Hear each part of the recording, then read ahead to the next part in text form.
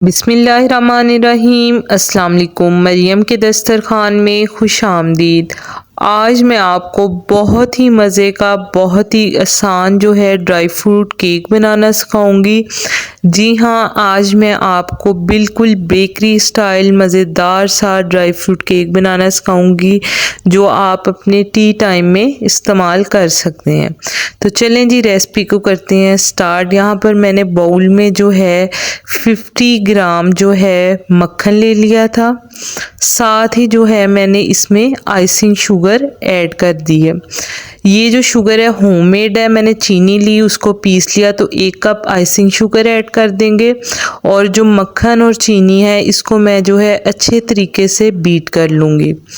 अगर आपने अभी तक मरियम के दस्तरखान को सब्सक्राइब नहीं किया तो आपसे रिक्वेस्ट है कि इसको सब्सक्राइब कर लें। अब देखें, मैंने इसको अच्छे से बीट कर लेना है। मैंने जो बाउल उल्टा किया तो हमारा जो मिक्सचर है वो नहीं गिरा। अब जो है इसमें जी 4 अंडे जाएंगे। मैंने एक एक करके इसमें अंडा शामिल करना है और जो है बीट इसको अच्छे से कर लेना है। आप जो हैंड बीटर है वो भी इस्तेमाल कर सकते हैं और ये इलेक्ट्रिक बीटर भी इस्तेमाल कर सकते हैं।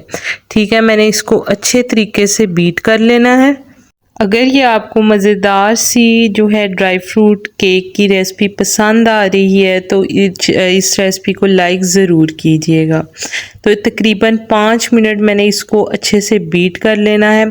अब जी मैंने 1 लेमन का जूस निकाल लिया था, वो मैंने इसके अंदर ऐड कर देना है। मैंने वनीला एसेंस बिल्कुल इस्तेमाल नहीं किया, ऑप्शनल है, आप कर लें। मैंने यहाँ पे वनीला पाउडर लिया है। 1 टीस्पून जो है वनीला पाउडर का जाएगा, ये भी ऑप्शनल है, आप चाहें तो इस्तेमाल करें चाहे ना करें। अब ड्राई इंग्रेडिएंट्स में यहाँ पे मैंने मैदा ले लिया है, 1 कप प्लस 1 टेबलस्पून मैदे का जाएगा।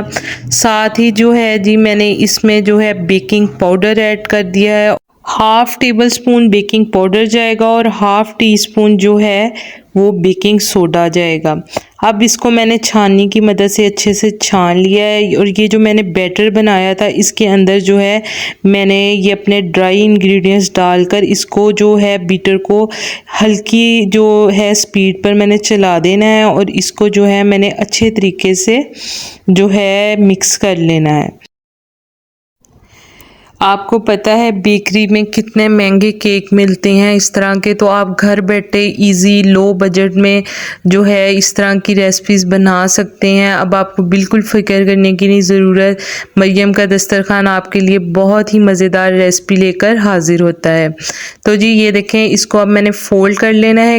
अच्छे तरीके से इसको फ़ोल्ड करके मैंने थोड़ा थोड़ा ड्राई फ्रूट जो है इसके अंदर डालना है। मैंने ड्राई फ्रूट मिक्स लिया था, इसमें बादाम लिए थे, काजू लिए थे, आप किशमिश ली थी, आप चाहें तो इसमें अखरोट भी शामिल कर दें, ये आपकी मर्ज़ी है।